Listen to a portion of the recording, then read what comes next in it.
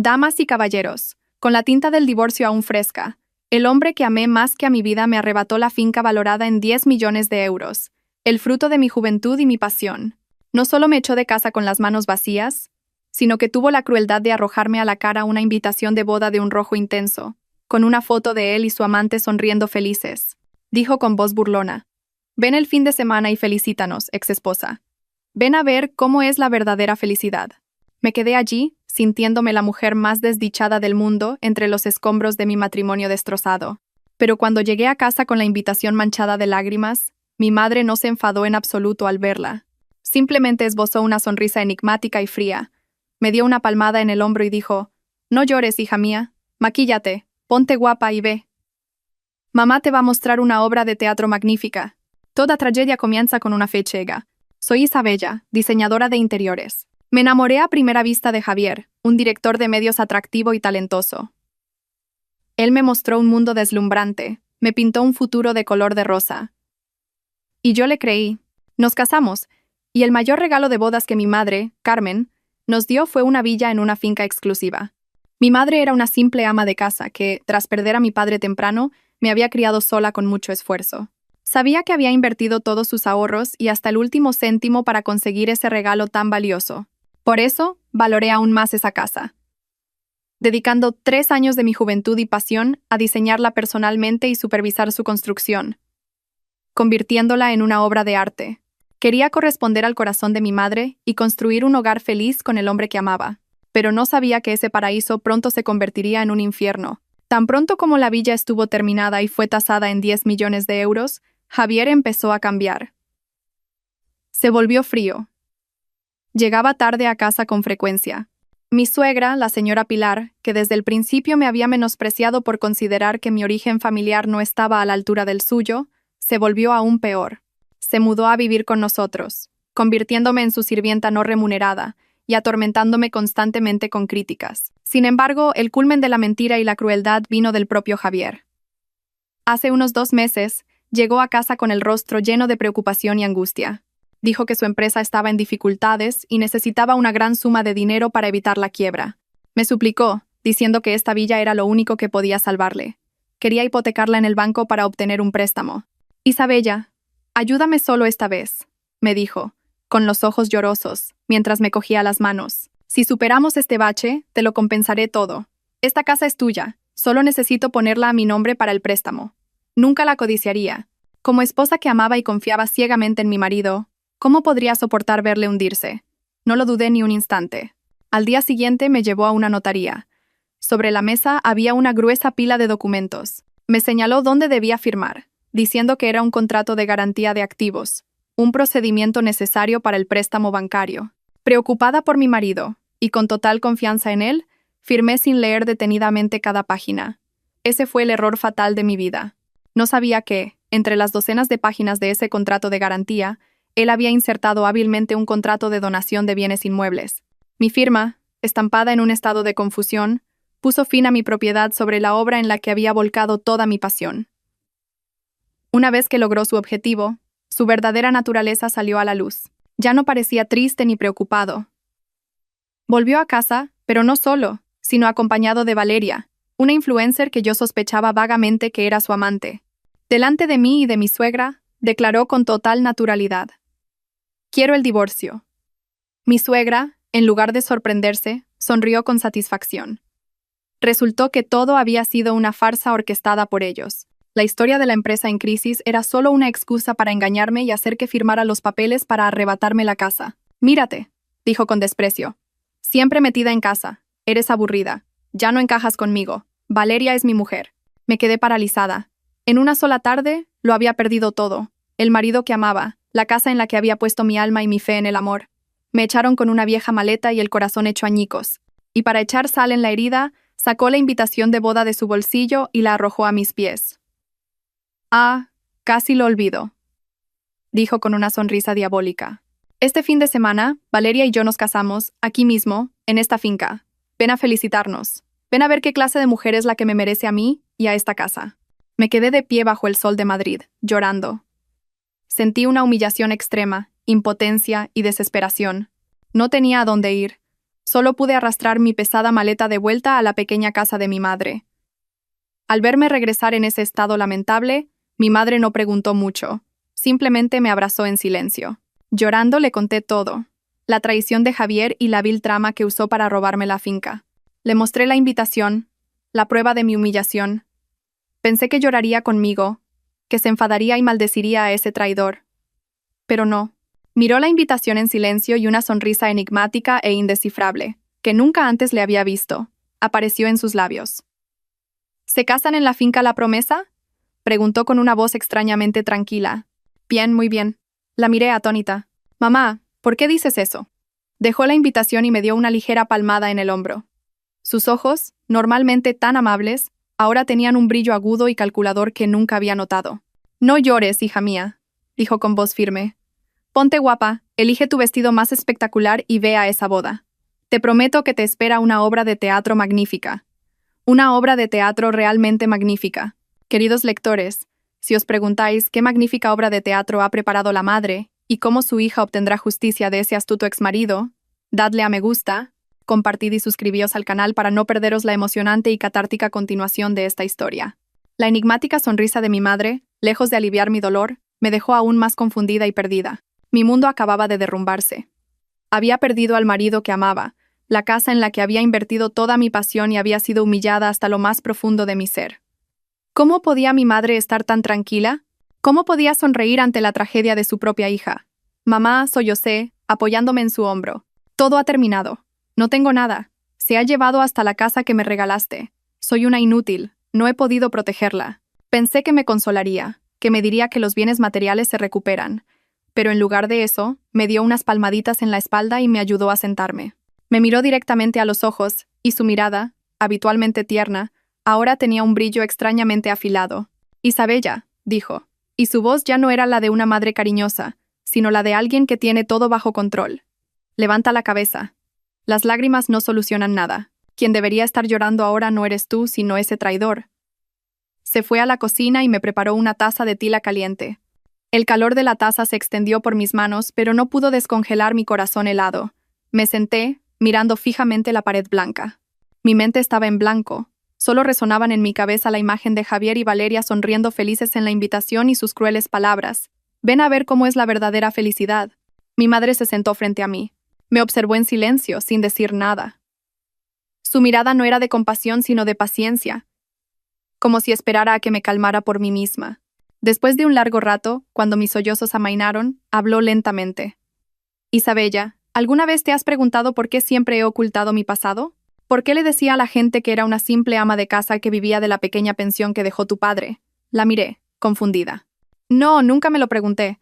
Siempre creí esa historia. Pensé que habías luchado toda tu vida para criarme, y que la villa era todo lo que tenías. Mi madre suspiró levemente y se dirigió a un viejo aparador de madera en un rincón de la habitación. Abrió un cajón cerrado con llave y sacó una caja de laca de color rojo oscuro, marcada por el paso del tiempo. La colocó sobre la mesa y la abrió con cuidado. Dentro no había joyas ni dinero, sino viejas fotos en blanco y negro y varios cuadernos amarillentos. «Esta es mi verdadera yo», dijo con calma. Me pasó una foto. En ella, una mujer joven y elegante posaba junto a un famoso chef francés. Debajo de la foto, una inscripción decía: Carmen, ganadora del concurso internacional de maestros cocineros, París 1995. Me quedé boquiabierta.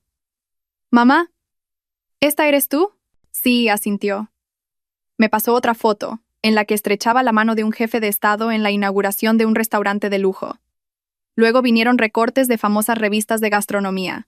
Todos hablaban de un nombre, Carmen, la gran dama de la gastronomía española. «Mamá, tú eres», balbuceé, incrédula. «Soy la fundadora y propietaria del Grupo Sabor Imperial», dijo con voz serena. Grupo Sabor Imperial.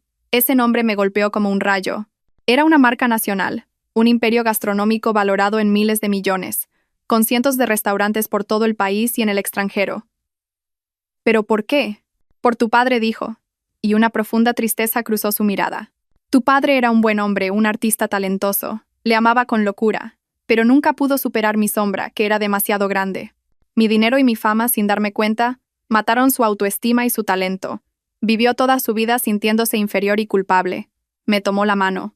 Cuando tu padre murió, me prometí a mí misma que no permitiría que esa tragedia se repitiera contigo, mi hija.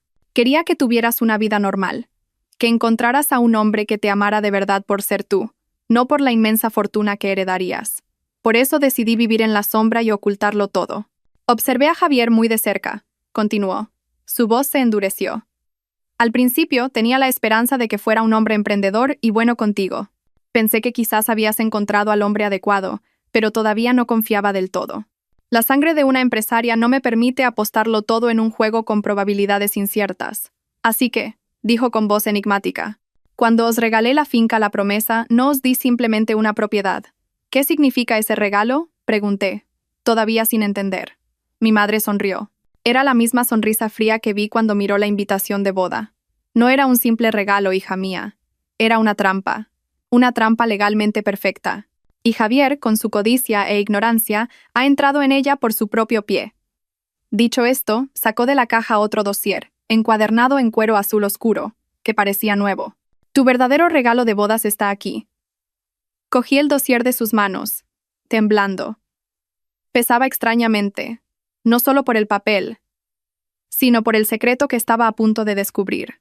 El pasado glorioso de mi madre, el imperio gastronómico del Grupo Sabor Imperial.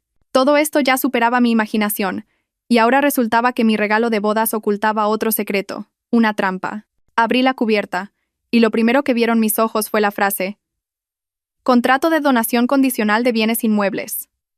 ¿Contrato de donación condicional?, murmuré, sin entender nada.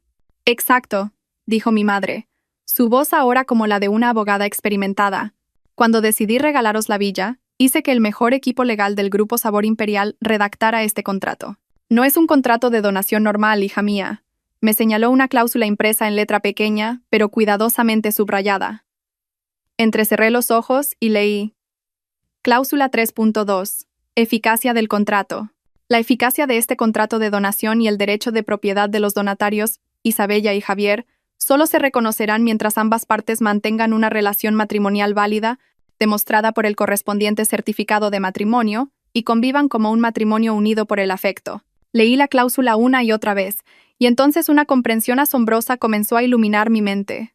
Mamá, ¿qué significa esto? Significa, explicó mi madre claramente, que la propiedad de la villa está directamente ligada a vuestro estado civil, es como un hilo invisible. Mientras seáis marido y mujer, la casa es vuestra. Pero en el momento en que el certificado de matrimonio pierda su validez, este contrato de donación se anula automáticamente, y la propiedad de la villa vuelve inmediatamente a su dueña original, yo. El mundo pareció dar un vuelco ante mis ojos. Una trampa legal perfecta, un movimiento que ni el más astuto podría haber previsto.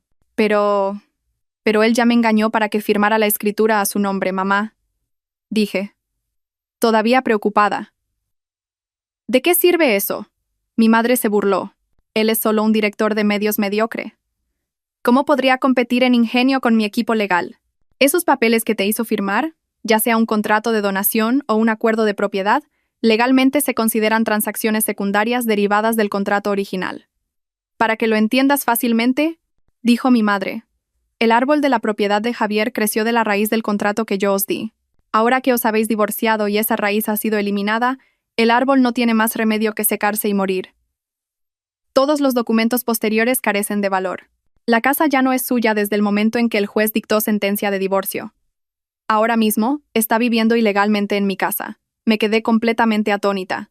Mi madre, a quien yo creía que solo sabía de cocina, poseía una mente aterradoramente calculadora y una visión de futuro. Lo había previsto todo, había preparado una vía de escape para mí desde el principio. Javier, continuó mi madre con desprecio, cometió el error fatal de los codiciosos y miopes. Se centró tanto en cómo arrebatar la propiedad que se olvidó de proteger la condición previa para obtenerla.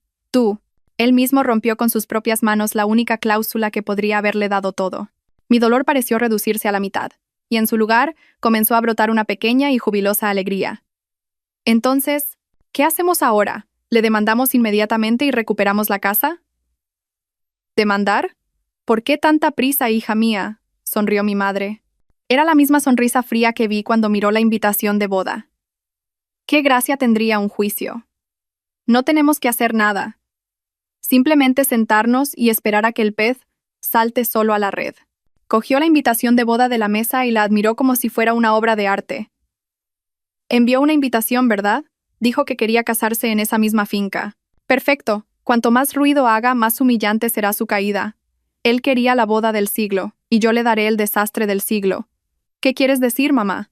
Todavía no podía seguir su pensamiento. ¿Contrató una empresa de catering? Sí, he oído que es una empresa de catering de lujo llamada El Festín Real. Excelente, asintió mi madre, sus ojos brillando con astucia. Entonces las cosas son aún más fáciles de lo que pensaba. No explicó más, se levantó y se acercó a la ventana. Lo que tienes que hacer, dijo, cogiéndome la mano, es secarte las lágrimas, deshacerte de toda la tristeza, ir de compras, ponerte guapa y elegir el vestido más deslumbrante. Ese día, tienes que aparecer como una reina para presenciar la caída de quienes te despreciaron. Deja todo lo demás en mis manos. Las lágrimas volvieron a brotar de mis ojos. Pero esta vez no eran lágrimas de dolor, sino de gratitud, de júbilo y de la felicidad de saber que no estaba sola. Tenía a mi madre. Una madre que no solo me amaba, sino que era una guerrera, una verdadera reina. La invitación de boda sobre la mesa ya no era un símbolo de humillación. Se había convertido en una invitación para presenciar la caída de ese hombre, y yo sería la espectadora en primera fila. Una vez trazado el plan de venganza, mi estado de ánimo cambió por completo. El dolor y la desesperación fueron reemplazados por una extraña expectación y emoción. Ya no era la víctima de una tragedia. Me convertí en una espectadora que esperaba una magnífica obra de teatro que estaba a punto de comenzar. Y los actores principales, Javier y Valeria, no me decepcionaron. Interpretaron sus papeles a la perfección, con una desfachatez y un ridículo impecables. Javier, habiendo conseguido fácilmente una finca de 10 millones de euros y habiéndose deshecho de mí, una espina en su costado, era como un tigre suelto en la selva. Ya no ocultaba ni se andaba con rodeos. Hizo pública su relación con Valeria y comenzó a alardear de ella en todos los medios de comunicación y redes sociales, como si quisiera gritar al mundo entero su victoria. Las redes sociales de Valeria, la influencer con cientos de miles de seguidores, se convirtieron de repente en un canal de telerrealidad que mostraba su lujosa vida en la finca La Promesa. Cada día publicaba decenas de fotos e historias. Hoy, una foto de ella posando junto a la piscina infinita con un bikini de marca con la leyenda «Paz en mi rincón del paraíso». Mañana, una foto de un desayuno servido en el balcón, tan bonito como en una revista, acompañada de la exclamación. Cuando te levantas cada día y la persona que amas te ha preparado un desayuno así, ¿se puede ser más feliz? Al ver esas fotos, solo podía reírme con sorna. Ese paraíso del que disfrutaba había sido cuidado por mí, ladrillo a ladrillo, brizna de hierba a brizna de hierba. Ese desayuno del que presumía probablemente lo había comprado Javier a toda prisa fuera, porque él no sabía ni hervir un huevo. Pero el culmen de la ostentación fueron las publicaciones sobre los preparativos de su boda del siglo. Javier, como director de medios, movió todos sus hilos para convertir esta boda en un gran evento publicitario. Invitó a periódicos online de cotilleos y a bloggers famosos para que la cubrieran. No escatimó en gastos, invirtiendo enormes sumas en contratar a los mejores proveedores de servicios. El vestido de novia de Valeria sería diseñado a medida por un famoso diseñador francés. Las alianzas serían un par de anillos de diamantes de edición limitada de Tiffany Co. Y el banquete, por supuesto, se celebraría en el jardín de la finca La Promesa con cientos de invitados VIP, servido por la empresa de catering real, El Festín Real, como Javier declaró con orgullo en una entrevista. Cada vez que se publicaba un artículo, cada vez que se compartía una imagen, era como otro cuchillo clavado en mi corazón. Pero ahora ya no me dolía. Al contrario, me hacía sentir más satisfecha. Cuanto más ostentosos y ruidosos fueran, más miserable sería su caída. Mientras tanto, mi madre y yo llevábamos una vida tranquila. Mi madre me llevó a uno de sus áticos en el centro de la ciudad. Un lugar con alta seguridad y completamente privado. «Descansa aquí», me dijo. «Tu único trabajo ahora es ponerte realmente guapa, realmente radiante». Contrató para mí al mejor equipo de expertos. Un nutricionista, un entrenador personal, un especialista en cuidado de la piel. Comencé un régimen científico de ejercicio y dieta. Leí libros, escuché música, aprendí más sobre arte. No solo me estaba recuperando físicamente, sino que estaba reinventando toda mi alma. A veces, viejos amigos comunes me enviaban artículos sobre Javier y Valeria, añadiendo palabras de consuelo y ánimo. Olvídalo. Ese tipo de persona no te merece. Me da asco ver a esa niñata, qué amante más descarada. Yo solo sonreía y les daba las gracias. No sabían que no necesitaba su compasión. Estaba esperando otra obra de teatro. Ebrio de victoria, Javier había bajado la guardia por completo. No se preguntó en absoluto por qué había desaparecido tan silenciosamente. Quizás pensó que estaba tan dolida que había aceptado mi destino y me había escondido en algún lugar para lamer mis heridas. Tampoco sospechó en absoluto de la empresa de catering que había elegido. La fama y el precio exorbitante del festín real le hicieron creer que era la elección perfecta para demostrar su estatus. No sabía que estaba poniendo el cuchillo más afilado en manos de su enemigo. Su farsa de ostentación se volvió cada vez más ridícula. Valeria incluso hizo un video de house tour, presumiendo de cada rincón de la villa, presentando los muebles que yo había elegido personalmente como si fueran el resultado de su exquisito gusto. En la sección de comentarios, miles de personas la elogiaban, pero algunos de mis amigos que habían visitado la villa reconocieron la verdad. ¿Ese jarrón de cerámica no lo eligió Isabella? Esa disposición me resulta familiar, es exactamente el estilo de Isabella, pero esos comentarios fueron borrados rápidamente. Querían borrar todo rastro de mí, hacer como si nunca hubiera existido en esa casa. Pero no sabían que el alma de esta villa, y el alma de la obra que estaba a punto de comenzar, estaban en manos de otra persona. Las oficinas del Festín Real estaban situadas en la última planta de un lujoso edificio en el corazón de Madrid. Javier y Valeria entraron con la cabeza bien alta, como si fueran clientes VIP. Fueron conducidos a una sala de reuniones privada con paredes de cristal que ofrecían vistas a toda la ciudad. Entró una mujer de mediana edad con un impecable traje negro y el pelo recogido. Era Lasra Castro, la directora de operaciones del Festín Real, y una de las manos derechas más competentes de mi madre. Señor Javier, señorita Valeria, buenos días. Sonrió profesionalmente Lasra Castro. Es un gran honor para nosotros servir en su boda del siglo. Buenos días, Sra. Castro, dijo Javier estrechándole la mano con aire de suficiencia. Conoce la reputación de El Festín Real. Mi boda tiene que ser la mejor en todo, la más perfecta. El dinero no es un problema. Por supuesto, asintió Lasra Castro. Ese es nuestro lema. ¿Qué ideas tienen para el menú del banquete? Valeria, que había estado callada hasta ahora, abrió la boca con voz melosa. No estoy muy familiarizada con la cocina española. Estoy acostumbrada a la comida occidental.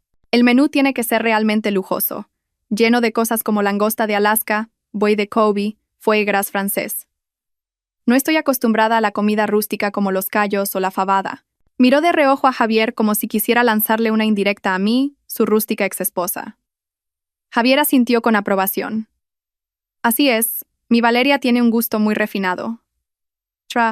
Castro, preparen el menú más exclusivo. Mis invitados son todos gente de estatus. No podemos decepcionarlos. Lasra Castro solo sonrió de forma significativa. Anotó todas sus peticiones en su cuaderno.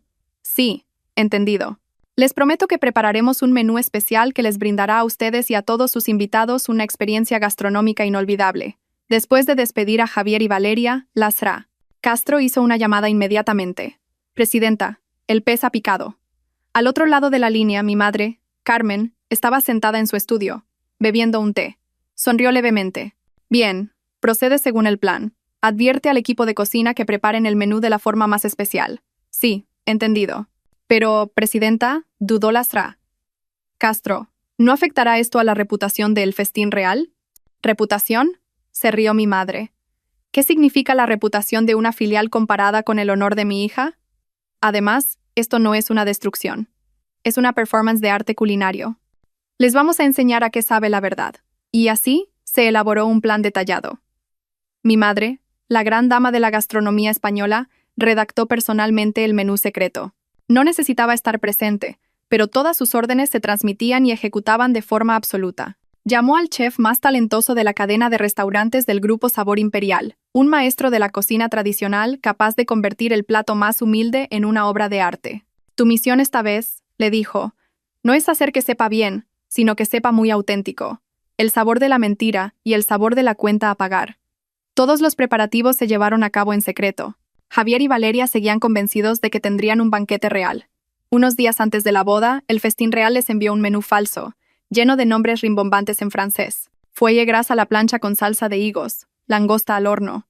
Asintieron satisfechos al ver el menú, sin saber que detrás de esos nombres se escondía una verdad completamente diferente. Estaban demasiado embriagados por la victoria, demasiado arrogantes para tener la más mínima cautela. No sabían que esa arrogancia los estaba convirtiendo en marionetas en manos de mi madre. En los días que siguieron a esa fatídica reunión con la empresa de catering, mi mundo cambió por completo. Ya no pasaba las noches llorando ni me despertaba por las mañanas con un sentimiento de vacío y desesperación. El dolor seguía ahí, como una herida profunda que nunca sanaría del todo, pero ya no me dominaba. En su lugar, ardía un nuevo sentimiento, una llama que había surgido de las cenizas de la traición, la determinación. Ya no era Isabella, la esposa débil y abandonada. Poco a poco me estaba convirtiendo en la hija de mi madre, Carmen, la gran dama de la gastronomía española. Una mujer que nunca permitiría que nadie más decidiera su destino. Mi madre no solo me había dado un plan de venganza, sino algo mucho más importante. Me había devuelto mi autoestima. No dejes que tus lágrimas caigan por alguien que no las merece, hija mía, me dijo. En lugar de llorar, convierte el dolor en fuerza. Levántate, mantén la cabeza alta y muéstrale al mundo que sin él, vives 10.000 veces mejor. Y eso fue lo que hice. Comencé un proceso de transformación, una reinvención de mí misma, tanto por dentro como por fuera. El lujoso ático de mi madre ya no era un refugio para mi tristeza. Se convirtió en mi centro de entrenamiento personal. Cada mañana, en lugar de acurrucarme bajo las sábanas, me levantaba a las 5 de la madrugada para practicar yoga con mi madre en la terraza, respirando el aire fresco de la ciudad y sintiendo como una nueva energía llenaba mi cuerpo. Después pasaba 1 hora en el gimnasio privado bajo la supervisión del mejor entrenador personal. Cada gota de sudor no solo me devolvía la figura, sino que también lavaba las preocupaciones y la amargura acumuladas durante mucho tiempo. Mi dieta también cambió por completo. Mi madre, con sus conocimientos de experta gastronómica, diseñó personalmente para mí una dieta nutritiva que no solo era saludable, sino que también ayudaba a mejorar mi piel y mi figura. Ya no me saltaba comidas ni comía cualquier cosa. Aprendí a cuidar mi cuerpo, a amarme a mí misma, algo que había olvidado por completo en los últimos 3 años. Pero el mayor cambio no fue físico, sino mental. Mi madre no me dio ni un segundo para sumirme en pensamientos negativos. Me llevó a exposiciones de arte, a conciertos de música clásica. Me presentó a sus amigas, empresarias de éxito, artistas talentosas. Entré en contacto con un mundo completamente diferente, un mundo de conocimiento, creatividad y mujeres fuertes e independientes. Escuché sus historias, aprendí de sus experiencias y poco a poco me di cuenta de que el mundo de una mujer no puede girar únicamente en torno a un hombre. Era un mundo mucho más amplio y colorido. Y mi madre me llevó con su mejor amiga, la famosa diseñadora de moda, la señora Montes. Montes, le dijo, ayuda a esta niña a reencontrarse a sí misma. Créale un atuendo que la transforme de Cenicienta a una verdadera reina. La señora Montes me miró con la mirada penetrante de una artista. No preguntó por mi pasado, simplemente observó en silencio mi mirada, mi forma de andar, incluso mi forma de sentarme. Carmen, dijo, no te preocupes. Esta niña no es Cenicienta. Siempre ha sido una princesa, solo que ha olvidado por un momento dónde dejó su corona. Durante la semana siguiente, pasé la mayor parte del tiempo en el estudio de diseño de la señora Montes. No solo me probó vestidos, sino que me enseñó sobre estilo, sobre cómo combinar prendas, sobre el lenguaje de la moda. Me dijo que la ropa no es solo para cubrir el cuerpo, es una declaración de quién eres. Elige un color que cuente tu historia ahora mismo, dijo. Y elegí el rojo rubí, el color del poder, del encanto, de la pasión y de la venganza. El vestido de noche estuvo listo el día antes de la boda. Cuando me lo puse y me miré en el espejo, no me reconocí. El vestido de seda de satén de alta calidad se ajustaba perfectamente a mi cuerpo, realzando cada curva que había conseguido con el ejercicio. Un atrevido escote palabra de honor, una espalda profundamente escotada y una abertura alta. Ya no era la imagen de la dócil y sencilla Isabella. La mujer en el espejo era una persona completamente diferente, seductora, misteriosa y con un aire de autoridad. Magnífico, admiró la señora Montes. Isabella, no tienes que hacer nada. En el momento en que entres allí, ya habrás ganado. Sonreí. Estaba lista. Ya no sentía miedo ni resentimiento. Solo una extraña calma. No iba allí a arruinar una fiesta ni a recuperar lo perdido. Ese amor, esa persona, ya no valían la pena.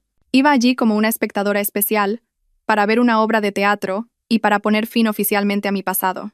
Le demostraría a Javier, a Valeria y a toda su familia cuán espléndida y fuerte había renacido la mujer que habían desechado cruelmente.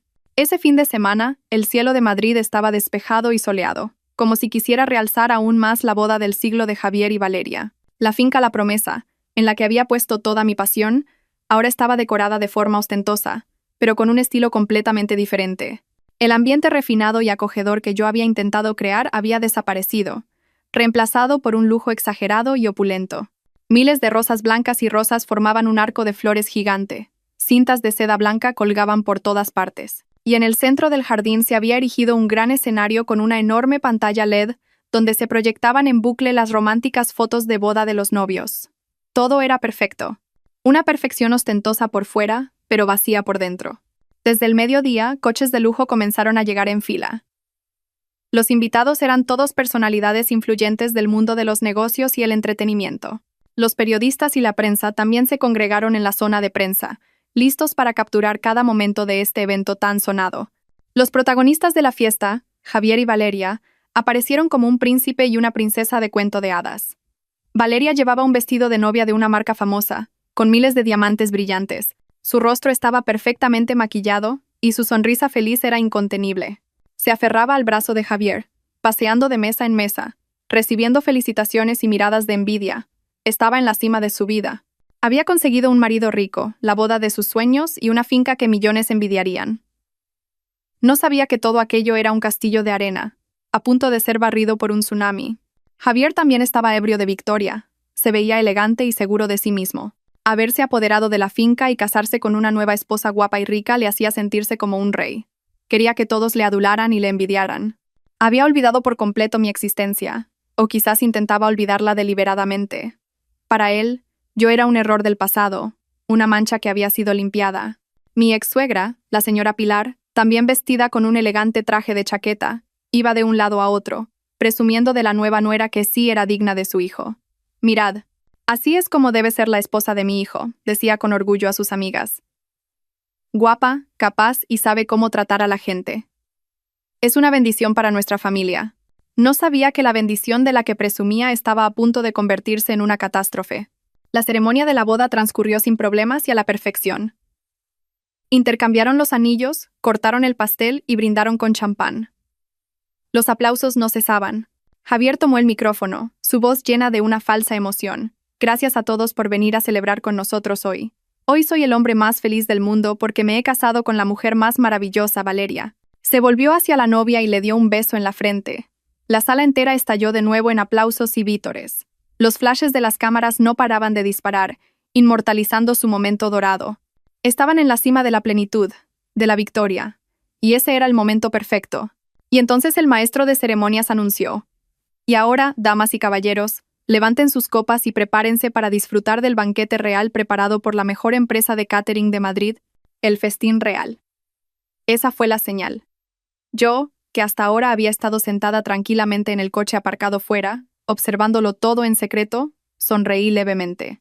Su obra de teatro había terminado, y ahora era el momento de que comenzara la obra de mi madre. Siguiendo las órdenes, docenas de camareros con uniformes blancos salieron lentamente de la zona de la cocina, llevando con respeto bandejas de comida cubiertas con tapas de plata. Todos estaban expectantes. Se preguntaban qué manjares se servirían en una boda tan lujosa. Langosta, bogavante o quizás algo exótico. Javier y Valeria también miraban al equipo de servicio. Una sonrisa de satisfacción todavía permanecía en sus labios. Estaban listos para recibir la admiración y los elogios de sus invitados, y las tapas de plata se levantaron al unísono. Pero lo que apareció debajo no fue ni langosta ni buey de Kobe. El lujoso espacio del banquete se llenó de repente de un aroma muy característico, intenso, terrenal y completamente fuera de lugar en ese entorno. Era el olor de los callos a la madrileña acompañados de morcilla frita. En el instante en que las tapas de plata se levantaron al unísono, el lujoso espacio del jardín de la villa se sumió en un silencio atónito. La música melódica de fondo se volvió de repente incongruente, y las risas se apagaron. Cientos de invitados, vestidos con sus elegantes trajes de noche y smokines, miraban con una expresión indescriptible los platos que acababan de ser colocados en sus mesas. No había langostas rojas de Alaska, ni fragante buey de Kobe a la parrilla, ni grasiento foie gras francés. En su lugar, ante ellos, se encontraban los platos más castizos que uno pudiera imaginar. Platos que probablemente nunca en sus vidas habrían imaginado ver en la boda del siglo. Sobre los platos de porcelana blanca inglesa con delicados bordes dorados, se presentaban unos artísticos callos a la madrileña. Junto a las tiras de callos y chorizo, se disponían cuidadosamente trozos de morcilla frita y jamón serrano. Pero lo que causó la impresión más fuerte, lo que se apoderó del olfato de todos, fue el propio guiso. Un potente plato de callos, con su olor característico, impregnaba el aire. Para los gourmets, era un aroma que representaba el alma y el espíritu de Madrid, pero en un salón de bodas tan lujoso, era un desastre olfativo. El intenso olor de los callos se abrió paso sin piedad por cada rincón del jardín, mezclándose con el perfume Chanel número 5 de las señoras para crear la combinación de aromas más extraña del mundo. Pero eso no era todo. Junto a los reales callos a la madrileña, había platos rebosantes de morcilla frita. Platos típicos de cualquier tasca, la quinta esencia de la gastronomía callejera, servidos respetuosamente en las mesas de una boda de millones de euros. Tras unos segundos de estupefacción, los invitados comenzaron a mirarse unos a otros. Lo que al principio eran solo susurros, empezó a convertirse en un murmullo creciente. ¿Qué? ¿Qué es esto? ¿Callos? ¿Estoy viendo bien? Dios mío, ¿qué es este olor tan terrible? Algunas de las señoras, acostumbradas a ambientes impolutos, tuvieron que arrugar la cara de disgusto y taparse la nariz. Incluso los periodistas y reporteros, invitados para escribir artículos elogiosos sobre la lujosa boda, se quedaron boquiabiertos, con las cámaras en la mano, sin saber si debían tomar fotos o no. Esto no era un simple accidente, era una humillación orquestada de forma elaborada y artística. La primera en derrumbarse fue la protagonista de la fiesta, la novia, Valeria. Estaba de pie en el escenario, con una sonrisa feliz todavía en los labios. Pero cuando el intenso olor de los callos llegó a su nariz y bajó la vista para ver la morcilla frita servida respetuosamente en las mesas, su sonrisa se congeló. Su rostro, perfectamente maquillado, pasó del rojo al pálido, y luego se quedó sin color. Ella era la influencer que siempre había construido una imagen refinada y de clase alta en las redes sociales. Siempre presumía de cenar en restaurantes con estrellas Michelin y decía que no podía comer comida de baja categoría. Y ahora, en el día más importante de su vida, bajo los focos de cientos de cámaras y las miradas de sus iguales, tenía que enfrentarse a un banquete lleno de callos y morcilla. Una oleada de vergüenza y bochorno extremos la invadió. Se sintió como si la hubieran desnudado y se estuvieran burlando de ella sin piedad. Javier, se volvió hacia él con voz quebrada. ¿Qué está pasando? Pero Javier no estaba de humor para consolarla. Él también estaba atónito. Su atractivo rostro ahora estaba rojo de ira y humillación. Había gastado miles de millones en esta gran boda para consolidar su estatus. Había movilizado todas sus conexiones. Quería que todos le admiraran y le envidiaran, pero ahora solo recibía miradas de desconcierto, risitas y un olor a callos que no se podía lavar. Su boda del siglo se había convertido en el hazmerreír del siglo. Se sintió como si le hubieran dado una bofetada caída del cielo, una bofetada invisible pero que dolía hasta los huesos. Y la sorpresa se convirtió en una ira incontenible. Estaba seguro de que alguien había intentado arruinar su boda, y esa persona no podía ser otra que yo. Isabella, esa maldita, apretó los dientes, sus ojos inyectados en sangre. Olvidó toda imagen, todo papel. Ahora solo era un hombre enloquecido por la humillación. La ira de Javier estalló como un volcán largamente contenido. No le importaron los invitados, ni la novia que sollozaba a su lado. Su único objetivo era encontrar al responsable de este desastre y hacerlo pedazos. Bajó corriendo del escenario, con el rostro enrojecido y los ojos inyectados en sangre, buscando por todas partes. ¿Dónde está el encargado? El encargado de el festín real. ¡Que salga ahora mismo!, gritó, y su voz resonó por todo el jardín, ahogando la música y los murmullos de la gente. Todos se apartaron, asustados por la furia del novio. Inmediatamente Lasra, Castro, la mujer impecable y tranquila que Javier todavía creía que era una alta directiva, salió de la zona de la cocina. Su rostro era sorprendentemente sereno y profesional. Sí, señor Javier. ¿A qué se debe su enfado? ¿Todavía lo preguntas? Javier corrió y agarró a Lasra, Castro por las solapas. Fue un acto extremadamente grosero e incontrolado. Mira lo que habéis hecho con mi boda. Callos, morcilla. ¿Estáis locos todos? ¿Sabes cuánto he pagado por esta boda? ¿Queréis que os arruine? Lasra. Castro no mostró ningún temor. Con calma, apartó las manos de Javier y se arregló las solapas. Señor Javier, le recomiendo que se calme. Toda la comida de hoy ha sido preparada según el menú que acordamos. ¿Acordamos?, gritó Javier, incrédulo. ¿De qué estás hablando? Mi menú era langosta y buey de Kobe. ¿Quién acordó este menú asqueroso con vosotros? Usted mismo, respondió Lasra. Castro con voz imperturbable. Luego hizo un gesto a un empleado para que le trajera un dossier. Este es el contrato que firmó con nosotros, y aquí está el anexo sobre el menú, con su firma al final. Abrió la última página.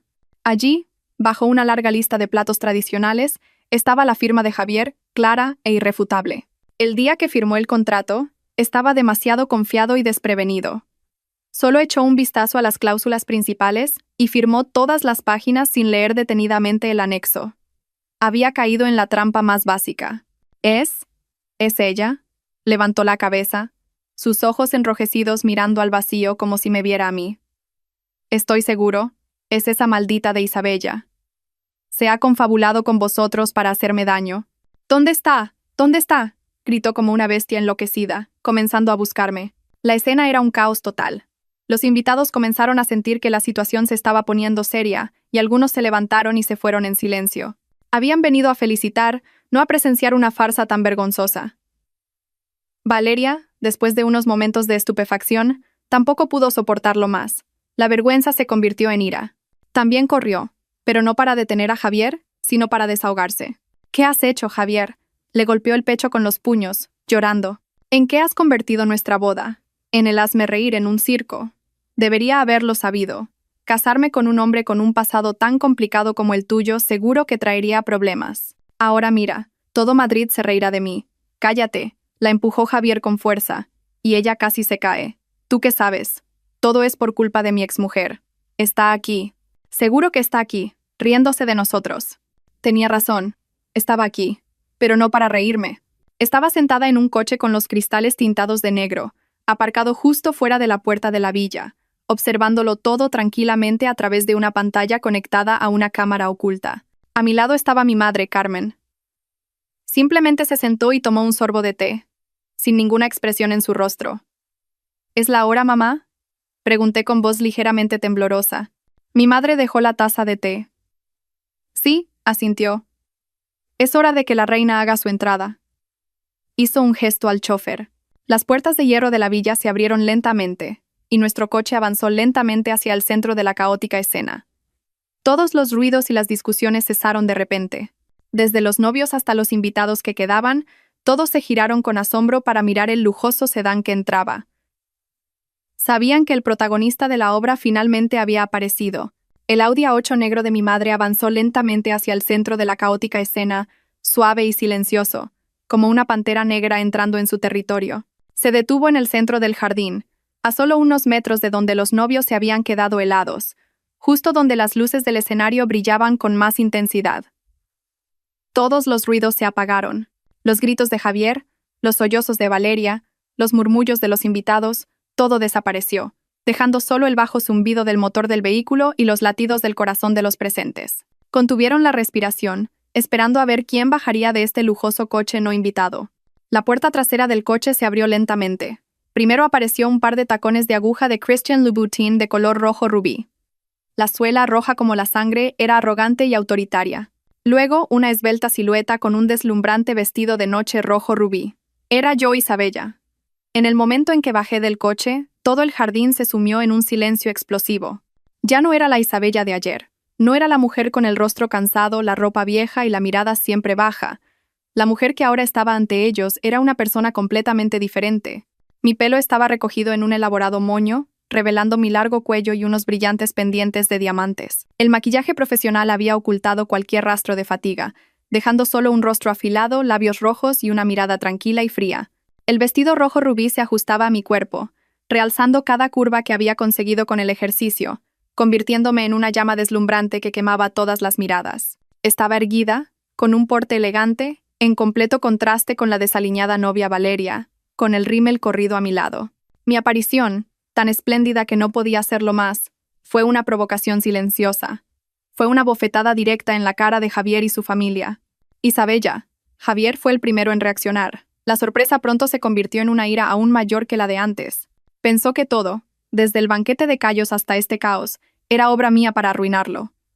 ¿Te atreves a aparecer aquí?, gritó, señalándome con el dedo. Maldita. Todo esto es obra tuya, ¿verdad? ¿Te has confabulado con ellos para arruinar mi boda? ¿Es porque estás celosa? Se abalanzó sobre mí como una bestia enloquecida, pero fue fácilmente detenido por el robusto chofer de mi madre, vestido con un traje negro. Suéltame. Tengo que darle una lección a esa zorra. Se debatió, soltando improperios. Mi ex suegra, la señora Pilar, también reaccionó. Después del shock inicial, solo quedó el odio y la ira. También corrió al lado de su hijo y comenzó su habitual teatro. Dios mío, miren esto, todos. Es mi ex nuera, se quejó llorando a los invitados que quedaban. Después de que mi hijo la dejara, ahora vuelve para arruinar la boda. ¡Qué mujer sin orgullo! Volver tan descaradamente después de ser echada. Se nota que ha sido criada sin padres. Enfatizó deliberadamente las palabras sin padres, intentando clavar otro cuchillo en mi dolor. Pero ya no me dolía. Los observé en silencio mientras actuaban. Vi al hombre que una vez amé insultándome ahora con las palabras más soeces. Vi a la mujer a la que intenté tratar como a una madre usando ahora las palabras más viles para humillarme. Cuanto más enloquecieran, más miserable sería su caída. ¿Han terminado de actuar ustedes dos? Finalmente abrí la boca. Mi voz no era fuerte, pero era tan tranquila y autoritaria que los hizo callar a ambos. ¿Dijo usted que he arruinado su boda, señor Javier? Mírese de nuevo y vea quién está convirtiendo esta boda en el hazmerreír.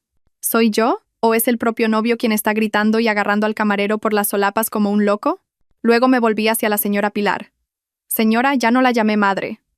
¿Dijo usted que no tengo orgullo? Entonces, ¿una suegra que consiente que su hijo le sea infiel y conspira con él para engañar a su nuera y arrebatarle sus bienes tiene orgullo? Mis palabras fueron como balas que se clavaron directamente en sus rostros hipócritas. Se quedaron sin palabras, incapaces de replicar. Y dije, no he venido hoy aquí a arruinar ninguna boda. He venido aquí como una invitada. Sostuve en alto la invitación de boda de color rojo intenso que Javier me había arrojado a la cara. Fue el propio novio quien me invitó a venir a ver cómo es la verdadera felicidad. Yo solo estoy respondiendo a su invitación. Mi descaro hizo que Javier hirviera de rabia. Tú. Se quedó sin palabras. Solo pudo señalarme con el dedo. Este no es tu sitio. Vete ahora mismo. Sal de mi casa ahora mismo. ¿Mi casa? Sonreí de forma significativa. ¿Está seguro de que esta es su casa, señor Javier? Por supuesto. La escritura está a mi nombre. Vete ahora mismo, o llamaré a seguridad, gritó. Ah, sí, dije con voz desafiante. Pues llámelos. Me encantaría ver a quién obedecen los guardias de mi casa. Mis palabras estallaron como otra bomba, sorprendiendo a todos una vez más. ¿Tu casa? ¿De qué estás hablando? Incluso Javier vaciló, y una vaga inquietud comenzó a invadir su mente. Justo en ese momento, desde la zona de la cocina, todavía en caos, apareció lentamente la figura de una mujer vestida con un elegante y autoritario traje de seda azul oscuro. Detrás de ella, la seguía un equipo de unas 10 personas con trajes negros y maletines, que parecían un poderoso equipo legal. Y esa mujer no era otra que mi madre. La aparición de mi madre fue como un sedante que calmó instantáneamente todo el caos. Caminaba sin prisa, y cada paso exudaba el aplomo de alguien que tiene la situación bajo control. No miró a Javier ni a la señora Pilar. Su mirada recorrió toda la sala, y todos los que se encontraron con esa mirada aguda y autoritaria tuvieron que bajar la cabeza inconscientemente. Y entonces sucedió algo inesperado. Algunos de los invitados al banquete, personalidades mayores e influyentes del mundo de los negocios y el sector inmobiliario, se quedaron atónitos al ver a mi madre, y se levantaron apresuradamente para saludarla con una respetuosa inclinación de cabeza. Presidenta Carmen, qué sorpresa verla aquí. Presidenta, ¿cuánto tiempo? ¿Sigue usted tan saludable? Señora Carmen, qué honor. Javier y su madre se quedaron completamente estupefactos. ¿Presidenta? ¿Qué presidenta? ¿Mi madre una ama de casa? ¿Por qué estos empresarios de éxito se inclinaban ante ella? Señora, la madre de Isabella, balbuceó la señora Pilar, incrédula. ¿Cómo está usted aquí? ¿Quién la ha dejado entrar? Mi madre finalmente se giró lentamente hacia ella. No se enfadó, simplemente miró a la señora Pilar con una mezcla de lástima y desprecio. ¿Por qué necesito su permiso para entrar en mi propia casa? Dijo con una voz que, aunque no era fuerte, tenía el peso de 1000 toneladas. ¿Casa? ¿Su casa? La señora Pilar estalló en una risa histérica. ¿Se ha vuelto loca? Esta es la casa de mi hijo. No diga tonterías. Ah, ¿sí? Mi madre esbozó la misma sonrisa burlona que yo había esbozado antes. Hizo un gesto a uno de los hombres de su equipo legal. El abogado se adelantó inmediatamente y abrió su maletín. Señora Pilar, señor Javier, buenos días, dijo el abogado con voz firme. Soy el abogado Alonso, representante de la legítima propietaria de esta finca, la señora Carmen. Sostuvo en alto un dossier con el sello rojo de una notaría. Según el contrato de donación condicional de bienes inmuebles número 1234, redactado el 15 de marzo del año pasado, mi clienta, la señora Carmen, donó la propiedad de la finca La Promesa a su hija, la señora Isabella, y a su yerno, el señor Javier. El abogado hizo una pausa y miró directamente a la cara de Javier. Sin embargo, la cláusula 3.2 del contrato establece claramente que este contrato solo es válido mientras el señor Javier y la señora Isabella mantengan una relación matrimonial válida. El día 7 de este mes, continuó. El Juzgado de Familia de Madrid dictó sentencia de divorcio para ustedes dos. Esto significa que la condición previa del contrato ha sido destruida, y por ley, este contrato de donación queda oficialmente anulado. La sala entera guardó silencio. Todos escuchaban las palabras del abogado conteniendo la respiración. En conclusión, concluyó el abogado, la propiedad de esta finca ha vuelto automáticamente a su dueña original, mi clienta, la señora Carmen. Cualquier documento de cambio de titularidad que el señor Javier haya hecho firmar a la señora Isabella mediante engaño con posterioridad carece de validez legal. En pocas palabras, señor Javier, usted y su familia están celebrando una fiesta ilegal en la propiedad de otra persona. No, es imposible. ¡Es mentira!, gritó Javier. Se abalanzó para arrebatar el dossier, pero fue detenido por dos de los guardaespaldas de mi madre. Todos son documentos legales, certificados por el Estado, dijo el abogado Alonso con voz fría. Si no lo cree, podemos vernos en los tribunales. Mi madre finalmente se adelantó lentamente. No miró a Javier, sino a la novia, Valeria, que temblaba con el rostro pálido. Felicidades, querida. La voz de mi madre se suavizó de repente. Valeria, ¿verdad? Eres muy guapa. Soy Carmen, presidenta del Grupo Sabor Imperial y también dueña de El Festín Real, la empresa que habéis contratado. Gracias por confiar en nuestros servicios. Otra bomba estalló.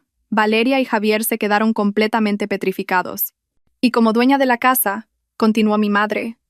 Su sonrisa se ensanchó. He diseñado personalmente el menú de hoy para agasajar a los invitados.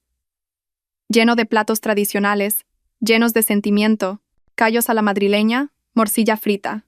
He oído que no te gusta la comida rústica. No pasa nada, pruébala. Quizás te guste. Cada palabra de mi madre era dulce pero afilada, apuñalando directamente el orgullo de Valeria. La vergüenza, el bochorno y el miedo de haberse casado con un hombre que estaba a punto de arruinarse hicieron que no pudiera soportarlo más. «No, no me caso. No me caso con un estafador como tú», gritó. Se arrancó el anillo de diamantes del dedo y se lo arrojó a la cara a Javier. Luego, agarrando su engorroso vestido de novia, salió corriendo de la finca, llorando, bajo cientos de miradas de desconcierto y los incesantes flashes de las cámaras. La obra de teatro había llegado a su fin, y la persona que había escrito el final no era otra que mi madre. La gran dama de la gastronomía española no podría haber reaparecido de una manera más espectacular. La actuación de Valeria terminó con una huida humillante, dejando solo un vacío desolador en el centro del escenario del banquete. La novia había huido, y el sueño de una familia adinerada se había desvanecido como el humo. Y el protagonista del día, el novio, ahora era solo un miserable fracasado, de pie, aturdido, entre los escombros de su engaño. Javier permanecía inmóvil, con la marca roja del anillo de diamantes que Valeria le había arrojado todavía en la mejilla. Ya no gritaba ni se enfurecía. Simplemente miraba con los ojos perdidos la sombra de la novia que acababa de huir. Luego bajó la vista hacia los platos de callos que aún desprendían su olor penetrante, y finalmente nos miró a mi madre y a mí, que estábamos en el bando de los vencedores. Probablemente, incluso en ese momento, no podía creer que todo aquello fuera real, una verdad tan dura y miserable que se le había venido encima en menos de una hora. Pero mi madre no tenía intención de darle más tiempo para digerir la verdad. Había tendido la trampa, había esperado y ahora era el momento de recoger la red. No quería que esta obra terminara a medias. Quería un final completo, una lección que aquellos que habían intentado pisotear a su hija no olvidarían en toda su vida. Después de dejar que los invitados se recuperaran durante unos segundos tras la escena de la novia, el abogado Alonso volvió a hablar. Su voz era fría y firme, sin la más mínima emoción, como un juez leyendo la sentencia final. «Señor Javier», dijo, mirando directamente al hombre aturdido, «le reitero una vez más. De acuerdo con las disposiciones del Código Civil y el contrato de donación condicional certificado, desde el momento en que la sentencia de divorcio entre usted y la señora Isabella entró en vigor, el contrato de donación sobre la finca La Promesa quedó oficialmente anulado. Sostuvo el dossier en alto una vez más, como para enfatizar la irrefutabilidad de su efecto legal. Esto significa que todos los derechos de propiedad, uso y disposición de este inmueble han sido transferidos automáticamente a su dueña original, nuestra clienta, la señora Carmen. Cualquier acto de ocupación y uso de esta dirección por parte de usted y su familia después de la fecha del divorcio es un acto ilegal. Cada palabra del abogado era como un martillazo en la mente de Javier y su madre. La señora Pilar, que se había derrumbado en un banco, finalmente reaccionó. Se levantó tambaleándose y señaló a mi madre con el dedo. «No, es mentira. Sois todos unos estafadores», gritó hasta quedarse ronca. «Esta casa es de mi hijo. Tenemos los papeles de donación que Isabella le firmó. No tenéis ningún derecho». Mi madre solo la miró con lástima. «Señora Pilar», dijo con calma, «la ignorancia de la ley no es una excusa para eximirle de su culpa. Esos papeles que su hijo engañó a mi hija para que firmara solo tienen valor si su propiedad sobre esta casa es legítima. Pero lamentablemente, en el momento en que decidió divorciarse de mi hija, él mismo anuló esa propiedad. Se acercó y la miró directamente a los ojos. Siempre estuvo muy orgullosa de su hijo, ¿verdad? Pensaba que era listo, talentoso, que podía calcularlo todo. Pero mire, por un poco de codicia y miopía, se ha convertido en un tonto, en un don nadie. ¿Todavía está orgullosa de él? Las palabras de mi madre fueron como la última estocada que atravesó por completo el orgullo de la señora Pilar. Se quedó sin palabras, temblando de pies a cabeza. Se dio cuenta de que todo había sido una trampa perfecta en la que ella y su hijo habían caído voluntariamente. Y hoy, volvió a hablar el abogado Alonso. Su voz se volvió extremadamente severa. En representación de la legítima propietaria, exijo formalmente al señor Javier, a la señora Pilar y a todas las personas no relacionadas que abandonen los límites de esta finca de inmediato. ¿Abandonar? Javier levantó la cabeza, sus ojos inyectados en sangre. Esta es mi boda. No tenéis derecho a echarme. Su boda ha terminado, respondió el abogado Alonso sin la más mínima concesión. La novia ha huido, y usted está celebrando un evento ilegal en la propiedad de otra persona. Según la ley, tenemos todo el derecho a exigirle que cese esta infracción de inmediato. Si no coopera, nos veremos obligados a solicitar la intervención de los agentes de seguridad. Ustedes se atreven, apretó los dientes Javier. Todavía intentaba aferrarse a su último ápice de orgullo. No podía aceptar el hecho de ser expulsado de su propia boda del siglo delante de cientos de personas. Miró a su alrededor en busca de apoyo, pero solo recibió miradas de desconcierto, sacudidas de cabeza compasivas y miradas de desprecio. Nadie se puso de su lado. Ya habían visto suficiente de su descaro y estupidez. Era hora de que la obra terminara, y el telón final fue bajado por una orden irrefutable. Al ver que Javier seguía obstinado, mi madre no dijo nada más. Asintió levemente al abogado. El abogado Alonso sacó inmediatamente su teléfono y marcó un número rápidamente. «Hola, jefe de equipo Alonso. Tenemos algunos individuos que han entrado ilegalmente en la propiedad de la presidenta y están causando disturbios. Por favor, acompáñelos fuera según el procedimiento». La llamada terminó. En menos de 2 minutos, un equipo de seguridad de unas 20 personas, todos robustos y altos, con uniformes negros, entró en silencio y profesionalmente desde la puerta. Eran el equipo de seguridad interno del Grupo Sabor Imperial, entrenados para manejar las situaciones más complejas. Su aparición aplastó por completo cualquier voluntad de resistencia de Javier. Vio al equipo de seguridad acercarse a él, y su imponente presencia le hizo saber que todo había terminado de verdad. El jefe del equipo de seguridad se inclinó respetuosamente ante mi madre y ante mí, y luego se volvió hacia Javier. «Señor Javier», dijo con voz baja y autoritaria, «hemos recibido instrucciones de pedirle a usted y a su familia que abandonen este lugar. Por favor, coopere, ustedes. No tienen derecho». Todavía gritó débilmente Javier. «Tenemos derecho», respondió el jefe de equipo. «Estamos ejerciendo nuestra autoridad para proteger la propiedad en nombre de la legítima propietaria». Luego hizo un gesto. 2 agentes de seguridad se acercaron inmediatamente a Javier y le sujetaron firmemente por los brazos. «Suéltenme. ¿Saben quién soy?». Se debatió, pero fue inútil. Su fuerza no era comparable a la de personas entrenadas profesionalmente. La imagen del novio, con su traje de lujo, siendo arrastrado por 2 robustos guardias de seguridad, No podría haber sido más miserable y ridícula.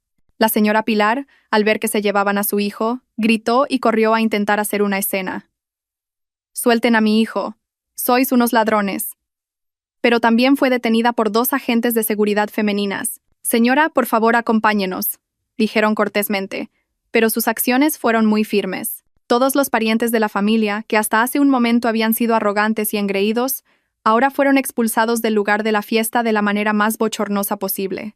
Fueron conducidos como un rebaño de patos, pasando por las mesas todavía llenas de callos y morcilla, bajo las miradas compasivas de los invitados que quedaban, fuera de las puertas de la finca que una vez consideraron su paraíso. Una vez que la familia fue desalojada, mi madre tomó el micrófono del escenario. No miró a los invitados atónitos, sino a las docenas de cámaras de la prensa que todavía estaban grabando. «Damas y caballeros», dijo, ya no como una madre vengando a su hija, sino como una presidenta autoritaria. «Soy Carmen, presidenta del Grupo Sabor Imperial. Les pido disculpas por haberles hecho presenciar hoy una obra tan lamentable». Hizo una pausa y sonrió. «Pero el banquete ya está servido y la comida está en la mesa. Si no les importan estos platos tradicionales, por favor, sírvanse. Consideren esto como una fiesta de presentación inesperada del futuro restaurante de la marca Sabor Imperial en la finca La Promesa». Sus palabras, humorísticas pero agudas, hicieron que toda la sala estallara en aplausos. No solo había recuperado su casa, sino que había convertido un desastre mediático en una oportunidad de relaciones públicas inmejorable. Y en cuanto a mi hija, continuó, atrayéndome a su lado. «Les presento a mi única hija, Isabella. Ella será quien me acompañe en la gestión y el desarrollo de esta marca gastronómica». Levantó mi mano en alto, y todas las miradas y todos los objetivos de las cámaras se centraron en mí. Ya no era la nuera abandonada. Estaba al lado de mi madre como la heredera de un imperio, como una princesa que había recuperado su reino. La boda del siglo se había convertido en el desastre del siglo para la familia de Javier, pero para mí fue un nuevo comienzo más brillante que nunca. La obra de teatro había llegado a su fin, y la persona que había escrito el final no era otra que mi madre. La gran dama de la gastronomía española no podría haber reaparecido de una manera más espectacular. Cogí la mano de mi madre y miré hacia adelante, donde me esperaba un nuevo futuro, una nueva vida. Esa fatídica noche terminó con la familia de Javier siendo escoltada fuera de las puertas de la finca La Promesa por el equipo de seguridad del Grupo Sabor Imperial. Ante cientos de pares de ojos y docenas de objetivos de cámara, fueron arrojados a la noche sin hogar, sin honor y con nada más que un futuro sombrío y oscuro. Pero eso fue solo el comienzo de su infierno en la tierra. Un infierno construido con los ladrillos de la codicia, la arrogancia y la traición. Esa misma noche, los vídeos de la boda del banquete de Cayos se convirtieron en una tormenta en las redes sociales. Hashtags como «boda de Cayos», «la venganza del siglo» o «la lección de la gran dama» se hicieron tendencia a una velocidad vertiginosa. Ya no era un chisme de la alta sociedad, se convirtió en un fenómeno mediático nacional. La gente compartía, comentaba y creaba memes. El rostro distorsionado por la ira de Javier, el rostro pálido de vergüenza de Valeria, y sobre todo la imagen de los lujosos platos de Cayos a la madrileña en las mesas de un banquete de millones de euros, se convirtieron en memes inmortales. A la mañana siguiente, antes de que el sol saliera por completo, comenzó el verdadero terremoto. Todos los principales medios de comunicación, desde los periódicos online más importantes hasta los prestigiosos diarios económicos, publicaron titulares impactantes al unísono. La caída del director de medios que perdió una finca de 55 millones y a su futura esposa, la bofetada legal del siglo y la picante venganza de la presidenta Carmen, de la boda de ensueño al desastre de los Cayos, el amargo final del traidor codicioso. Los nombres de Javier y Valeria se hicieron más famosos que nunca, pero fue una fama llena de infamia y humillación. Toda la información sobre ellos fue desenterrada por los internautas. El pasado promiscuo de Javier, las declaraciones de Valeria sobre su vida de postureo y falsa en las redes sociales, e incluso las duras palabras que la señora Pilar me había dicho en el pasado, fueron reveladas por mis antiguos amigos. Todo salió a la luz, y se convirtieron en el hazmerreír de toda la ciudad, en el tema de todas las conversaciones. Para Valeria, la influencer que vivía de la imagen y la aclamación pública, esto fue un golpe fatal, una sentencia de muerte para su carrera de vida falsa. Su cuenta personal fue atacada por decenas de miles, y luego cientos de miles de personas. No solo la insultaron, sino que usaron precisamente esa comida rústica para despreciarla. ¿Has comido morcilla hoy, guapa? A un amante le pegan los callos y un marido estafador. A ver si ahora aprendes a no despreciar la comida española, pija de pacotilla. Las marcas de moda y cosméticos que habían firmado contratos publicitarios con ella en el pasado, Anunciaron al unísono el cese de la colaboración, no queriendo que su imagen de marca se viera empañada por este vergonzoso escándalo. Incapaz de soportar la humillación, cerró todas sus cuentas de redes sociales y no se atrevió a salir de casa. El sueño de convertirse en la nuera de una familia adinerada se hizo añicos. Su carrera de influencer desapareció, y en su lugar solo quedó una mancha que la perseguiría de por vida, el apodo de la pija de los Cayos. Pero quienes tuvieron que soportar las consecuencias más directas y pesadas fueron Javier y su familia. Expulsados de la finca, no tenían a dónde ir. Tuvieron que alojarse temporalmente en un viejo y estrecho apartamento de apenas 40 cuadrados metros, el mismo que la señora Pilar había criticado anteriormente como una ratonera, no acorde con su estatus. El duro contraste entre un ático de 150 millones y un apartamento viejo, entre una vida de lujo y una realidad miserable, fue una tortura mental terrible. Pero ni siquiera esa paz temporal duró mucho. La empresa de medios donde Javier era director se enfrentó a una crisis sin precedentes después de que estallara el escándalo.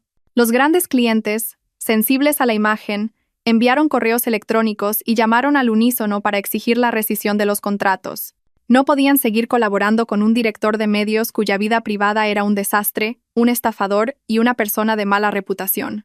La junta directiva convocó una reunión de emergencia, y la decisión final fue rápida y despiadada: despedir a Javier de inmediato y emitir un comunicado de prensa declarando que no tenían nada que ver con sus acciones personales para salvar la reputación que le quedaba a la empresa.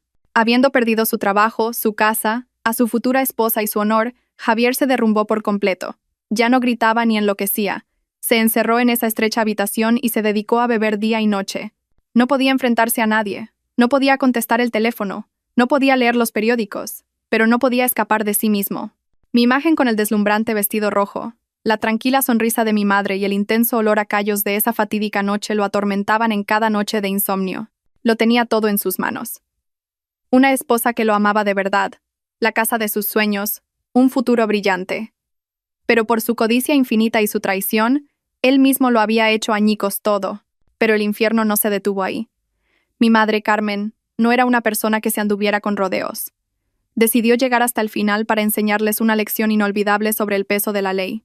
El equipo legal del Grupo Sabor Imperial demandó formalmente a Javier por fraude y apropiación indebida de bienes por haber engañado para que firmara el contrato de donación y por ocupación ilegal por haber ocupado y utilizado la finca después de que la propiedad fuera invalidada. Con pruebas irrefutables, desde el contrato original con la cláusula secreta hasta el poder que me engañó para que firmara, la victoria era casi segura. Además, Javier también tuvo que enfrentarse a una serie de demandas de los patrocinadores de su boda del siglo. Habían gastado miles de millones en la promoción de su marca, pero al final se vieron envueltos en un vergonzoso escándalo mediático.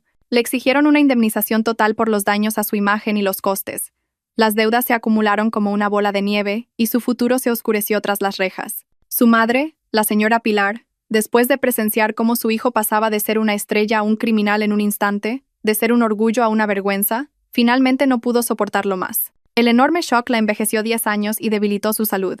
La vida en un entorno estrecho y deficiente, sumada al desprecio de los vecinos, la llevó a ser hospitalizada en un estado de grave agotamiento nervioso y físico. Yacía en la fría cama de un hospital público, sin rastro del aplomo de la suegra malvada que codiciaba la fama superficial de antaño. Solo era una mujer vieja e indefensa, viendo cómo su familia se derrumbaba y se arruinaba por su propia estupidez y codicia. El infierno en la tierra no estaba lejos. Era el remordimiento, el arrepentimiento y la humillación que los perseguirían de por vida. Una sentencia sin fin. Un año después, cuando el ruido del escándalo se había calmado gradualmente, una nueva historia se convirtió en el tema de conversación en Madrid. Pero esta vez, no era una tragedia ni una comedia, sino una historia llena de inspiración y orgullo. La finca La Promesa, que había conmocionado al mundo con la boda de los Cayos, ahora se había vestido de nuevo y tenía una nueva misión. Ya no era una finca privada cerrada. Mi madre y yo decidimos convertirla en un espacio especial, algo sin precedentes en España, un lugar que combinaba un restaurante de alta cocina española con un centro de exposiciones de arquitectura y cultura culinaria. Lo llamamos Raíces de la Promesa. Este lugar no solo ofrecía la quinta esencia de la cocina de las tres culturas, cristiana, judía y musulmana, creada por los mejores chefs del Grupo Sabor Imperial en un espacio arquitectónico único, sino que también era un lugar para exhibir los diseños y maquetas de jóvenes arquitectos talentosos, para organizar charlas culturales, clases de cocina tradicional y mercados de fin de semana en honor a los productos ecológicos de los agricultores españoles. Queríamos convertir la finca en un lugar que honrara el valor de las raíces culturales, un lugar al que los hijos de España pudieran volver y sentirse orgullosos. El día de la inauguración, Raíces de la Promesa fue un gran evento que atrajo la atención de toda la élite, los artistas y los medios de comunicación. Yo ya no me escondía detrás del escenario. Llevaba un traje de seda diseñado por la señora Montes, de pie junto a mi madre, segura de mí misma y radiante. Como directora de operaciones de este proyecto, ya no era la diseñadora de interiores que solo conocía 4 paredes. Aprendí de mi madre y participé en la gestión y las operaciones. Encontré mi pasión y recuperé mi valor, no construyendo mi propio hogar, sino construyendo y difundiendo buenos valores para la comunidad. Mi vida ahora es una sucesión de días ocupados pero llenos de alegría. Encontré la felicidad en el trabajo, en las sonrisas de satisfacción de los clientes, en las miradas de admiración de los jóvenes amantes de la cultura. Me reencontré a mí misma, una versión de mí misma mucho más fuerte y completa que antes. En cuanto al destino de aquellos que me hicieron sufrir, también tuvieron el final que merecían. Un final trágico escrito por sus propias elecciones equivocadas. Javier fue condenado a 3 años de prisión por fraude, con pruebas irrefutables en su contra. Pero eso no fue todo. La enorme indemnización que tuvo que pagar a los patrocinadores y a las partes relacionadas lo dejó a él y a su familia completamente en la ruina. Después de salir de la cárcel, no le quedaba nada. Su antigua empresa lo despidió, sus amigos lo evitaron, y el nombre de Javier se convirtió en una mancha en la industria de los medios. Ninguna empresa quería contratarlo. Tuvo que hacer todo tipo de trabajos manuales para sobrevivir, desde repartidor en moto hasta camarero en un puesto de comida callejera. Irónicamente, un lugar que vendía la comida que una vez despreció. A veces, la gente lo ve sentado en silencio en una esquina de la calle después de un duro día de trabajo, mirando con los ojos perdidos el edificio iluminado de Raíces de la Promesa. Quizás en ese momento se arrepiente. Se arrepiente de la esposa que lo amó con todo su corazón. Se arrepiente de la oportunidad de cambiar su vida que tuvo al alcance de la mano, pero que desechó por su propia codicia y traición. Pero todo era demasiado tarde. El arrepentimiento ahora sería su fiel compañero por el resto de su vida. La señora Pilar, después de una larga hospitalización, fue dada de alta, pero el enorme shock la había envejecido 10 años, y su salud estaba debilitada. Tuvo que pasar sus últimos días en el estrecho y viejo apartamento, en el dolor y la vergüenza. Su orgullo, su arrogancia, fueron enterrados para siempre con la caída de su precioso hijo. Cada día tenía que enfrentarse a la verdad de que su corazón cruel y su codicia habían llevado a toda su familia a la tragedia. Fue una tortura mental más dolorosa que el dolor físico.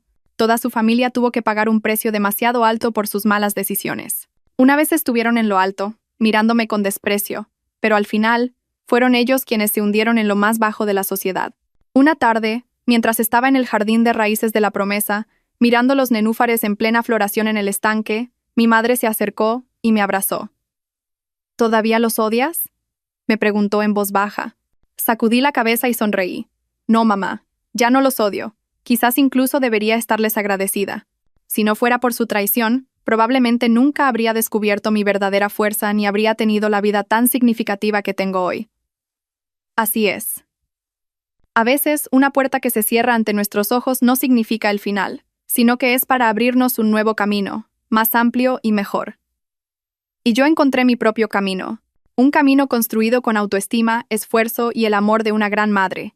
Realmente había vuelto a nacer. Queridos lectores, el último acto de la trágica y catártica obra En la finca La Promesa ha llegado oficialmente a su fin. Hemos recorrido un largo camino juntos, desde la extrema humillación y el desconcierto de Isabella cuando fue expulsada de la casa que contenía su pasión, hasta la euforia y la satisfacción cuando la justicia se hizo realidad de la manera más espectacular posible.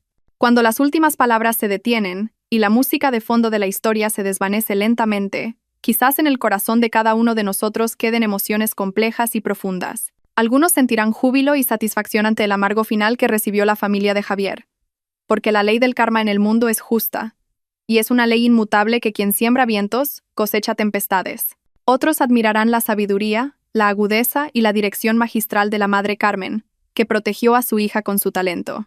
Y todos sentiremos calidez y orgullo por la transformación de Isabella, que convirtió sus lágrimas en diamantes y su dolor en fuerza. Pero más allá de estas emociones momentáneas, esta historia es como un gran espejo, una película a cámara lenta que ilumina los rincones ocultos de nuestras vidas y de nuestra sociedad. Nos deja lecciones muy profundas y significativas sobre los valores humanos, la verdadera naturaleza de la felicidad y la forma en que debemos vivir nuestras vidas de manera plena y con autoestima. La primera y más amarga lección es sobre la ilusión de los criterios de valoración en la sociedad moderna. Pensemos de nuevo en la familia de Javier, especialmente en Javier y la señora Pilar. ¿Por qué trataron a Isabella con tanta crueldad? ¿Por qué pisotearon fácilmente 3 años de afecto? La respuesta está en la vara de medir que usaban para ver el mundo. Para ellos, el valor de una persona, especialmente de una mujer, no residía en su carácter, su sacrificio o su talento innato. Residía en el brillo superficial, en si el origen familiar era compatible, en si la profesión daba prestigio, en si la apariencia era lo suficientemente sofisticada como para presumir en las redes sociales. Vieron a Isabella, una nuera buena, sencilla y de origen humilde, y le pusieron la etiqueta de barata. Vieron a Valeria, una influencer con cientos de miles de seguidores que siempre vestía de marca, y se apresuraron a ponerle la etiqueta de distinguida. Cometieron un error fatal. Confundieron valor con precio. No entendieron que las cosas pueden tener un precio en dinero, pero el valor de una persona no. Esta historia es una advertencia contundente para todos nosotros. En la ajetreada vida, estamos a veces, sin darnos cuenta, juzgando a los demás con la vara de medir equivocada. Los valoramos por el coche que conducen, la casa en la que viven, el teléfono que usan. Envidiamos a las personas con una apariencia deslumbrante, olvidando que detrás de las fotos bien retocadas puede haber un alma vacía. Ignoramos a los trabajadores corrientes, a las personas que viven en silencio, pero no sabemos que dentro de ellos puede haber un corazón de oro, una sabiduría erudita. La familia de Javier tenía un diamante en sus manos, Isabella, pero como sus ojos solo estaban acostumbrados a la bisutería falsa y brillante, no reconocieron el valor de ese diamante en bruto y lo desecharon sin piedad. Y cuando ese diamante fue pulido y brilló con un resplandor deslumbrante, se dieron cuenta de lo estúpidos que habían sido. No se dejen cegar por los falsos valores de la sociedad. Aprendan a mirar más allá, a ver el carácter, la bondad, el esfuerzo y los valores fundamentales de una persona, porque ese es el verdadero oro que perdurará para siempre, el activo más preciado que ninguna tormenta puede arrastrar. La segunda lección, dolorosa pero muy necesaria, es sobre los límites del silencio y la bondad. En la historia, aunque Javier no pronunció directamente las palabras más crueles, fue su silencio, su consentimiento, el cuchillo mortal que mató el amor y la confianza de su esposa. Cada vez que su madre humillaba a Isabella, él elegía mirar hacia otro lado. Cada vez que ella necesitaba un hombro en el que apoyarse, él elegía huir. Su silencio no fue oro, fue veneno. Fue una connivencia con el mal, una aprobación tácita de las malas acciones. Fue más cruel que los insultos, porque vino de la persona que más amábamos y en la que más confiábamos, la persona que esperábamos que fuera nuestro escudo protector. Esta historia nos advierte que, ya sea en una relación matrimonial, familiar o de amistad, el silencio ante la injusticia es una forma de traición. Si ves que la persona que amas es tratada injustamente y pisoteada, y eliges el silencio porque no quieres problemas, porque no quieres ganarte enemistades, entonces estás ayudando al mal y estás alejando a tu ser querido. Nunca pienses que el silencio es seguro.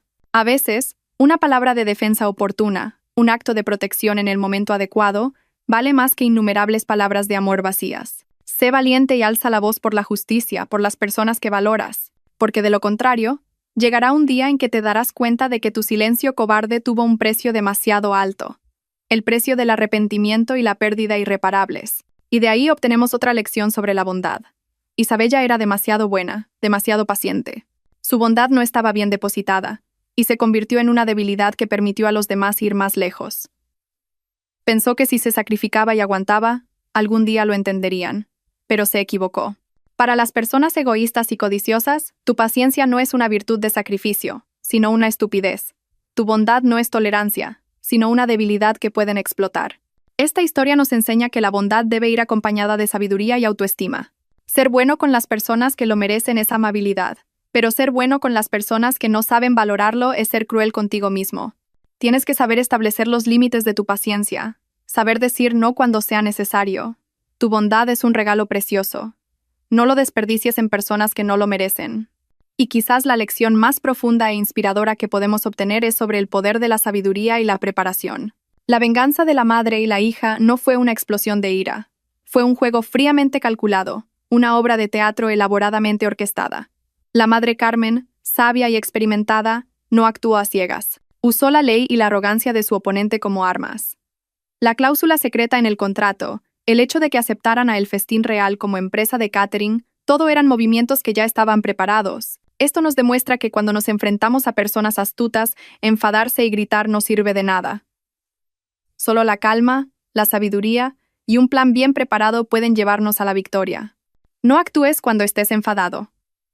Da un paso atrás, analiza la situación, encuentra el punto débil de tu oponente y elige el momento adecuado para dar el golpe decisivo. La venganza más dulce no es una bofetada, sino un juego de ajedrez mate que hace que tu oponente se arrodille por completo y no pueda volver a levantarse. Finalmente, esta historia es un hermoso himno a la relación madre-hija y al resurgimiento de la mujer. La madre Carmen no era solo una madre rica. Era una madre sabia. No protegió a su hija desde el principio. Dejó que su hija cayera, que probara el sabor amargo de la vida por sí misma, porque sabía que solo cuando se levantara del dolor por sí misma, su hija crecería de verdad. Pero siempre estuvo ahí, observando desde la sombra, con una red de seguridad invisible. Cuando su hija la necesitó, apareció. No para protegerla, sino para darle las armas y luchar a su lado. Fue un amor grande, generoso y valiente. Y gracias a ese sólido apoyo, Isabella pudo transformarse por completo. Convirtió el dolor en motivación, la humillación en aplomo. Se levantó de las cenizas de su matrimonio, no para encontrar la felicidad prestada de otro hombre, sino para construir con sus propias manos una nueva felicidad, una nueva carrera, una nueva vida más brillante y significativa. El viaje de Isabella es una prueba contundente de que nadie puede destruirte a menos que tú mismo lo permitas. El final de una mala relación a veces no es una tragedia, sino el comienzo del viaje más maravilloso. Esta historia te enseña que, seas quien seas, vengas de donde vengas, mereces ser respetado. Te enseña que la codicia y la traición siempre tienen un precio. Y te enseña que la verdadera felicidad no proviene del favor de los demás, sino de tu propio esfuerzo, tu valentía y tu capacidad de amarte y valorarte a ti mismo. Vive como Isabella. No pierdas tu autoestima en ninguna circunstancia. Cree en tu propio valor. Enfréntate a los desafíos con valentía y construye tú mismo un amanecer brillante para tu vida. Porque después de cada lluvia, el cielo se aclara, y después de cada tormenta, hay un cielo claro y amplio esperándonos. Una tarde, mientras estaba en el jardín de raíces de la promesa, mirando los nenúfares en plena floración en el estanque, mi madre se acercó y me abrazó. ¿Todavía los odias?, me preguntó en voz baja. Sacudí la cabeza y sonreí. No, mamá, ya no los odio. Quizás incluso debería estarles agradecida. Si no fuera por su traición, probablemente nunca habría descubierto mi verdadera fuerza ni habría tenido la vida tan significativa que tengo hoy. Así es. A veces una puerta que se cierra ante nuestros ojos no significa el final, sino que es para abrirnos un nuevo camino, más amplio y mejor. Y yo encontré mi propio camino, un camino construido con autoestima, esfuerzo y el amor de una gran madre. Realmente había vuelto a nacer. Queridos lectores, si esta historia y sus lecciones han llegado a vuestros corazones, no dudéis en darle al botón de me gusta. Compartid este video con vuestros amigos y familiares. Adiós y hasta la próxima historia.